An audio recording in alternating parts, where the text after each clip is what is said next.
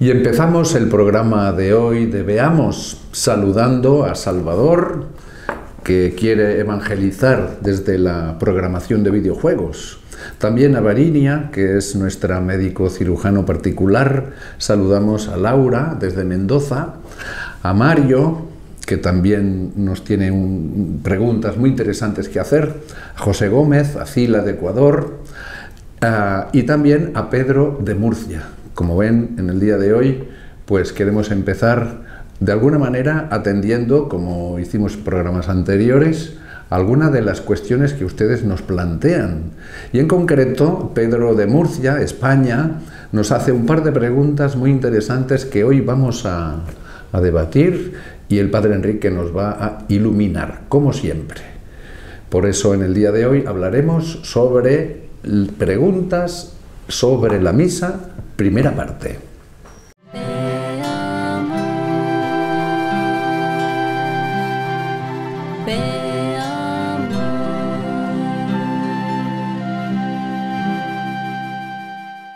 Como decíamos, Pedro de Murcia, España, hace una pregunta muy interesante, hablando sobre una circunstancia de vida, saliendo de misa.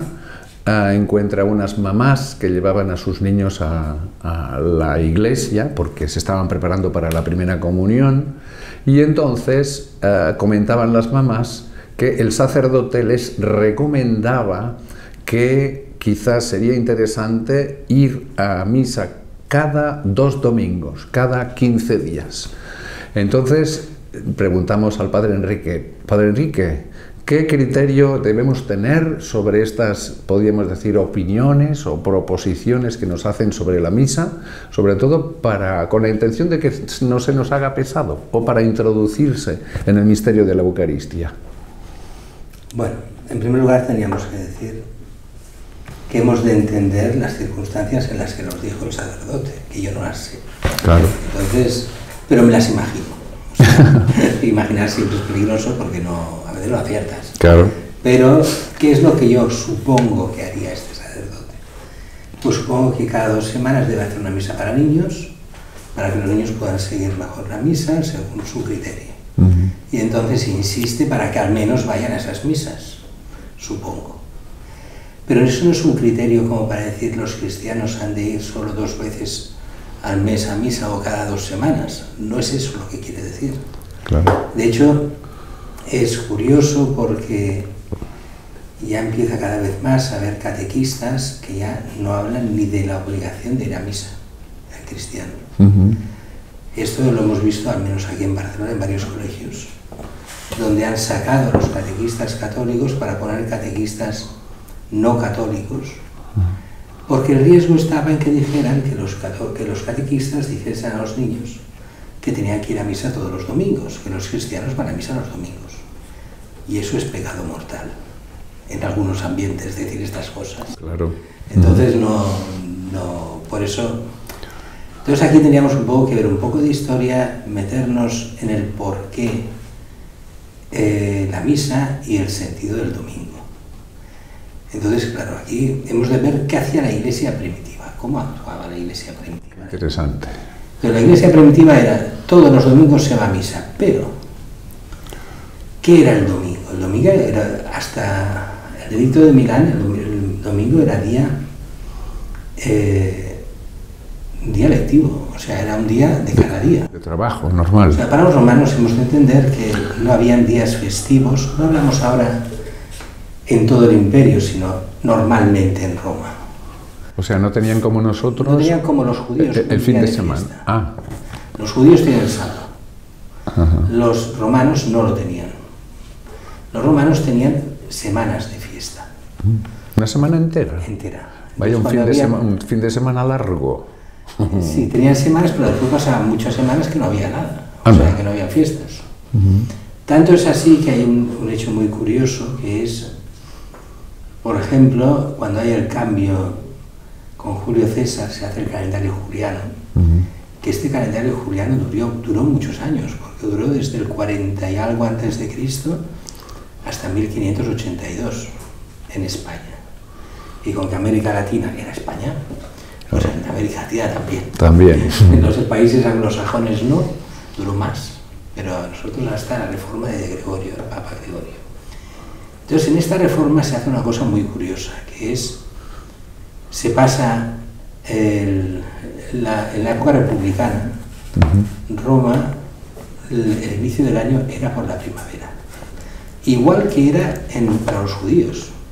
En los judíos empezaba con la primavera. De hecho, el primer mes del año, el día 15, era la Pascua. Y es primavera. Es primavera, sí. La primera luna llena de primavera era la Pascua.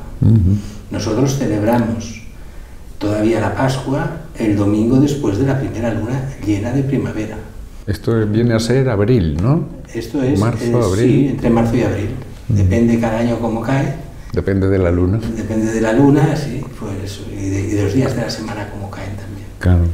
Bueno, entonces, ¿qué hace Julio César? Cambia el calendario y pone que el inicio del año empieza con el sol, hace el año solar. Cuando el sol empieza a crecer, entonces el sol empieza a crecer con el solsticio de invierno. Pero ellos lo calculan de una forma que dicen que es el 25 de diciembre. Nosotros sabemos que no es así exactamente, pero después nosotros lo tendremos hacia el 21, 21-22, depende de cómo cae, porque sabéis que el año es 365 días y cuarto. Claro. Entonces depende de estos cuartos. Por eso cada 4 años se añade un día más. Cada 4 años se añade, que esto desde el calendario juliano, perdón, gregoriano. Y no sé si cada 400 años un día más, algo así ahí. Bueno, hay que esperar un rato para eso. Para eso hay que esperar. Bueno, el caso. Los romanos hacen que el 25 de diciembre pasa a ser el nacimiento del sol. Los cristianos tienen ese día el nacimiento del auténtico sol, que ilumina desde lo alto, que es Cristo. Y entonces los romanos dan una semana de fiesta. O sea, empieza el 25 de diciembre, que es cuando empieza a crecer el sol. Y el 1 de enero... Eso es una semana después. Que es una semana después, sería el primer día laborable. Anda. O que la gente no lo entiende, empieza a trabajar ese día y decía, pues es el primer día del año. Anda. Y entonces lo dan de fiesta también porque es el primer día del año. Cuando no, era toda la semana antiguamente. Claro. Estas cosas que la gente se hace unos líos, ¿no? Sí. Ya se hacían unos líos ya en la antigüedad, ¿eh? Sobre también, eso. Vaya. Sí. Entonces, bueno, para todo esto, ¿por qué lo decíamos? Porque hasta el año, o sea, mientras hubo el Imperio Romano, que no tenía nada que ver con los cristianos, más que los cristianos estaban en el imperio, pero no pintaban nada, no había fiesta el domingo. Entonces, no habiendo fiesta el domingo, el domingo, mentalidad antigua. ¿Cuándo empieza el domingo? La mentalidad es que el día se acaba cuando se pone el sol. Y cuando se pone el sol, empieza el día siguiente. O sea que el domingo empezaría el sábado por la noche. Cuando el sol se apaga, el sábado, empieza el domingo. Pero eso le pasa a los judíos también con el viernes. Cuando el viernes se pone el sol, empieza ya el sábado. Claro. Eso nos lleva a problemas litúrgicos. Porque claro, resulta que entonces el domingo es, con la mentalidad nuestra, empezaría sábado por la tarde. Por eso las misas de vigilia. Claro, que sirven para el domingo. Entonces, sábado por la tarde empieza el domingo. Problema que hay hoy en día. Si sábado por la tarde empieza el domingo, tenemos misas sábado por la tarde, domingo por la mañana, y domingo por la tarde sería lunes. Claro, no tendríamos que hacer misas domingo por la tarde. Claro. Pues ahora tenemos un día que dura día y medio. Mira. Un poco raro, ¿no? Un poco, sí, especial. Un día de día y medio. Pero entonces, padre, una pregunta, así por curiosidad. Claro, si los romanos no tenían, digamos, día de fiesta, como nosotros el domingo, cuando los cristianos tenían que celebrar el domingo como Día del Señor, ¿cuándo lo hacían? Porque si era día de la noche, que ya era domingo. Ah. Entonces, el sábado cuando se iba a la luz ya es domingo. Es decir, cuando, digamos, volvían de trabajar, porque sería cuando acababa el día. Y empiezan, además hacían una cosa curiosa. Hacían ayuno el sábado. Ajá. O sea, normalmente habían dos tipos de ayunos diferentes. El ayuno penitencial y el ayuno prefestivo. El ayuno prefestivo es ese ayuno, a ver, yo no sé si te pasaba cuando eras niño, pero yo me acuerdo cuando yo era niño íbamos a alguna boda, y la boda era, por ejemplo, pongamos al mediodía y había una comida. Pues decían, oye, ¿hoy se desayuna poco o no se desayuna? Porque después hay banquete. Entonces has de ir en ayunas, en este sentido, de no ir comido. Claro. Pues entonces había un ayuno festivo, en el cual no se comía normalmente el sábado como ayuno no penitencial, sino festivo, porque después se compartía la comida y se hacía fiesta, banquete, después de la misa. Después de la misa, sí. Entonces había este ayuno, había después otros ayunos penitenciales, pero este era el ayuno festivo. Llega la noche y entonces celebran la misa y después el banquete. Esto hasta el año 311. 311, edicto de Milán, no es lo que dice la gente, que se hace cristiano el imperio, no. El imperio se había ido haciendo cristiano poco a poco, sobre todo a partir del año 259, donde se acaban las persecuciones prácticamente, hasta el año 302. En el 303, Diocleciano hace la mayor persecución de la Iglesia, muy grande. Bueno, dicen que no tan grande como lo que fue la persecución de la Guerra Civil Española, que fue todavía peor. Pero fue lo mayor de su época. De hecho, esta época de Diocleciano, si no tengo entendido mal, es la mayoría de los mártires antiguos sí, hubo muchos que veneramos. Mártires. Sí, pero hay también de otras persecuciones. Hay las de Decio y hay otras. Las de Nerón, los protomártires romanos, claro, con Pedro y Pablo. Claro. O sea, cuando hacemos la festividad de San Pedro y Pablo, que la celebramos el mismo día, aunque hay 2 años de diferencia entre la muerte, pero sí es la misma persecución de Nerón. Y el día después celebramos los protomártires romanos, que son todos los que murieron junto a Pedro y Pablo, que fueron muchísimos romanos, que fueron perseguidos y murieron en aquella persecución. Hoy los historiadores, entre comillas, laicos, dicen que no existió toda esa persecución. Y uno pregunta, ¿y cómo murieron Pedro y Pablo? Claro. Que vengan y me lo digan. No, no existió la persecución. Muy bien, pues porque tú lo digas, ¿me explico? Entonces inventan unas razones, porque solo lo dice Tácito y otro historiador, pero los demás historiadores callan sobre esto. ¿Y qué? Claro.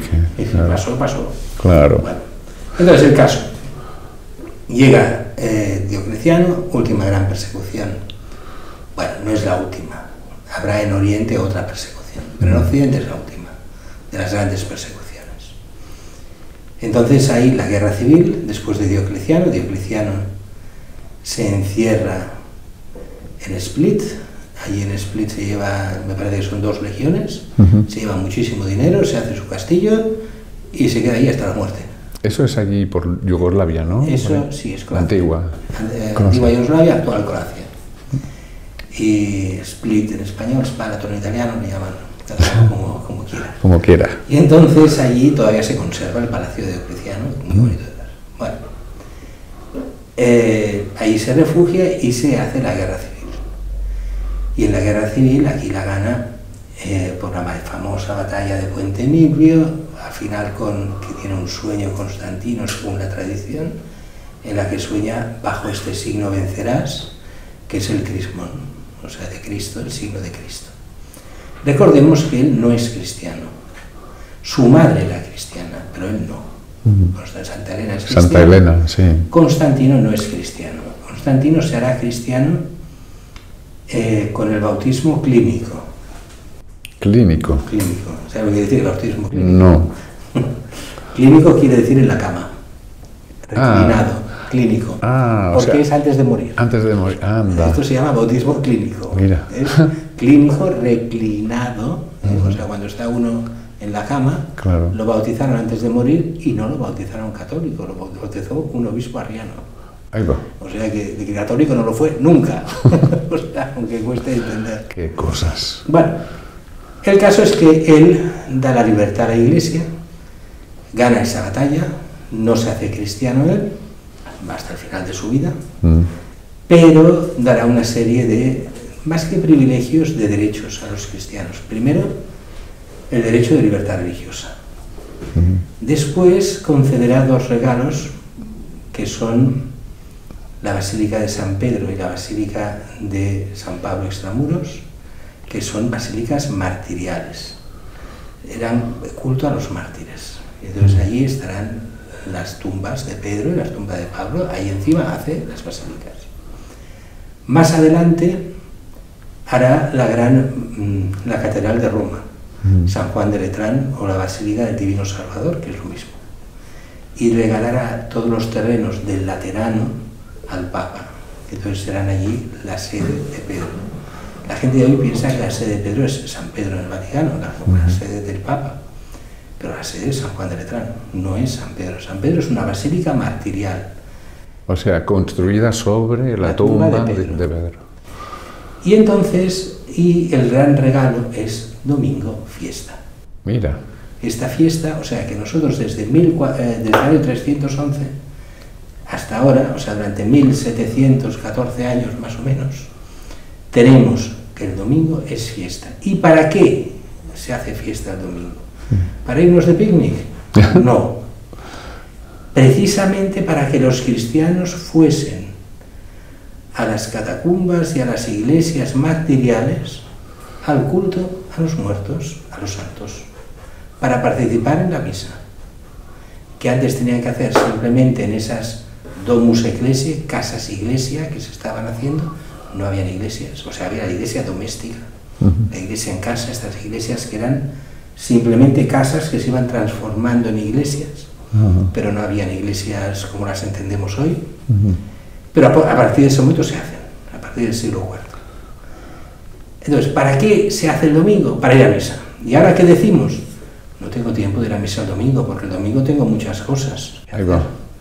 Entonces el domingo tenemos que ir a casa de los abuelos, tenemos que ir a casa de no sé quién, tenemos que hacer deporte los niños, tienen campeonato de fútbol y de no sé cuántas cosas, tienen torneo de karate, tienen no sé cuántas tonterías, perdón por la palabra tonterías, y entonces no se puede ir a misa.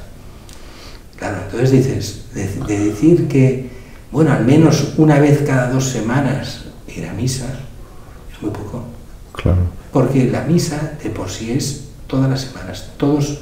¿Por qué celebramos la misa en el fondo? Es el día de la resurrección de Cristo. Y eso los primeros cristianos lo entendieron desde el primer momento. El día en que resucita Cristo se reúne la Iglesia. Y se reúne para celebrar la pasión, muerte y resurrección de Cristo. Para leer la Escritura, sobre todo el Nuevo Testamento, pero también el Antiguo. Y para vivir el Evangelio y comulgar de Cristo, que se nos hace presente en la Eucaristía. Todo eso, un buen cristiano tendría que decir, imposible no ir a misa el domingo. Claro. Cuando se cuestiona la misa el domingo, podemos decir, ¿son cristianos? Al menos pueden ser cristianos de tradiciones teóricas, pero en la práctica han dejado de ser cristianos cuando se deja el domingo la misa. Por eso yo entiendo que a nivel catequético puedan decir, venid cada 2 semanas, que a veces lo dicen en otro sentido, Lo dicen, algunos curas dicen, mira, hacemos primer y tercer domingo la misa para los niños. Venid esos 2 domingos, los otros podéis ir a otro sitio a la misa. Pero aquí, al menos, esos 2 domingos. Y a veces uno interpreta, eso quiere decir que solo es 2 domingos al mes que vayan a misa. No, a veces tienen que ir a casa de los abuelos, pues ir a misa a la parroquia donde viven los abuelos, o en otros sitios. Sí. Pero al menos cuando se hace la misa de la catequesis, pues al menos esos días participar allí. No sé si más o menos. Sí, claro, qué curioso, porque, claro, de alguna manera, si no me equivoco, en la encíclica que haya de Dies Domini, por ejemplo, que habla sobre el domingo, dice algunas cosas muy interesantes. Dice, por ejemplo, los primeros cristianos, incluso en tiempos de persecución, hacían por reunirse el domingo o el sábado por la noche. De tal manera que incluso en algún momento los romanos, cuando perseguían a los cristianos, esperaban en ese momento para poderlos coger y apresar. De tal manera que cuando algún cristiano era detenido en misa de domingo, pues se tenía como por honrado, porque decía, mira, ¿ves? Claro, ha sido cogido solo por la fe. Por la fe, ¿eh? Claro. Hoy en día el testimonio de la fe la gente lo encuentra como muy pequeño, muy vasto. No, Pero era lo más grande antiguamente. les iba la vida. Entonces, claro, cuando uno ve los primeros cristianos que se juegan la vida por ir a misa, o saben que se la pueden jugar, y resulta que ahora no voy a misa porque no me va bien. Sí, estamos porque tengo otras cosas que hacer. Más importantes, ¿no? Claro, entonces vamos mal. Claro, vamos mal. Si son más importantes, vamos mal. Claro, aquí también uno tendría que preguntarse por qué la gente envía a sus hijos a catequesis. Esa es la otra, también es verdad. Los hijos, ¿por qué han de hacer la primera comunión? Eso es una cosa que ya está cambiando, al menos aquí en Occidente. Porque ya estamos en Barcelona en un nivel que ya la gente ya no hace la primera comunión, la mayoría. Entonces ya todo eso cambia. Y ya los que la hacen, es más fácil hoy en día que la hagan más motivados que antiguamente. Porque antiguamente era la tradición y basta, la tradición con T minúscula, de que han de hacer la primera comunión aunque no crean en nada. Ahora ya eso está pasando. No digo que nos hayamos purificado al 100%, pero está pasando ya. Pero claro, pero eso a costa de qué? De que casi nadie hace la primera comunión. Y la gente ya se ha vuelto pagana. Estamos en un país neopagano, de facto. Claro. De todos modos hay que intentar, ¿verdad, padre, ir a misa todos los domingos? No, los domingos es que quien no va a misa es que ha de pensar que es un signo de que ha dejado de ser cristiano. Cuando uno justifica que no va a misa y no pasa nada, en el fondo está diciendo, he dejado de ser cristiano y no me doy cuenta. Claro. O me doy cuenta y entonces por eso no voy a misa. Una de las dos. Yo me acuerdo de un día que en la parroquia una chica, un joven de la parroquia, se había enamorado de un chico de Estados Unidos y entonces se querían casar, ¿no? Allí en la iglesia del pueblo. Y entonces, claro, tienes una entrevista con los novios y le pregunté a ella, digo, bueno, ¿tú crees en Dios? ¿Tú eres católica? Me dice, sí, yo estoy bautizada, he hecho la comunión, muy bien, muy bien. Y le pregunto a él, a un chico americano ya, de Norteamérica, ¿verdad? Y le pregunto al chico, bueno, ¿y tú tienes fe? ¿Eres católico? Sí. Y le pregunté, como aquel que pregunta, ¿verdad? ¿Y tú rezas y vas a misa el domingo? Y se me indignó y me dice, padre, que le he dicho que soy católico. Digo, ay, perdón, porque se ve que allí está mucho más claro el tema, evidente, que nosotros estamos así como perdiendo un poco, ¿no? Sí, es que en Estados Unidos, no todas las diócesis, pero funciona de otra forma. Tú, por ejemplo, tú aquí te quieres casar, vas a la parroquia y bueno, si estás bautizado y tal. Ahí lo primero que te dicen en muchas parroquias es, usted no es católico. ¿Cómo que no soy católico? Si estoy bautizado, he hecho la comunión, no sé. No, aquí no me consta en los archivos. Oye. Usted no da nada a la parroquia. Usted no viene a misa los domingos. O sea, usted no es cristiano. Ya está, así de directo. ¿Y usted dónde se apunta? En la parroquia. Entonces dicen, yo me acuerdo de unos que decían, fueron y allí y el párroco le dice, ustedes no son cristianos, pero me ha de casar a mi hija. Si no, mi hija vivirá en pecado. Y le dice, mire, su hija ya vive en pecado. Ya vive en pecado. Dice, ya vive en pecado, así que no ha de ir a por ahí. Lo que ha de hacer es incorporarse a la iglesia, venir a catequesis, empezar a vivir lo que es la iglesia y dentro de 2 años ya hablaremos de casarla. Claro. Es una mentalidad muy diferente, ¿eh? Muy diferente. De lo que es primero ser iglesia y después ya ver lo demás. Claro que sí. Y si me permiten, hasta aquí tenemos el tiempo cumplido, ¿verdad? Hasta aquí el programa de Veamos del día de hoy, que esperamos que al menos les haya hecho reflexionar o les haya dado argumentos para defender la fe, como a veces pues, nos vemos obligados a hacer, porque nos obliga la caridad de Cristo. Podéis hacer vuestras propuestas, sugerencias y comentarios a este correo electrónico que tenéis sobreimpreso, ¿verdad? veamos.nazarettv@gmail.com, que de entrada os agradecemos de todo corazón. Y sobre todo, no os olvidéis de ver a menudo nuestra web, nazaret.tv, para estar al día, bien formados y bien informados. Y como siempre, hasta nuestra próxima cita, pedimos la bendición del Padre Enrique. El Señor esté con vosotros. Y con tu espíritu. Que os bendiga Dios Todopoderoso, Padre, Hijo y Espíritu Santo. Amén. Glorioso San José. Ruega por nosotros. Ave María Purísima. Sin pecado concebida.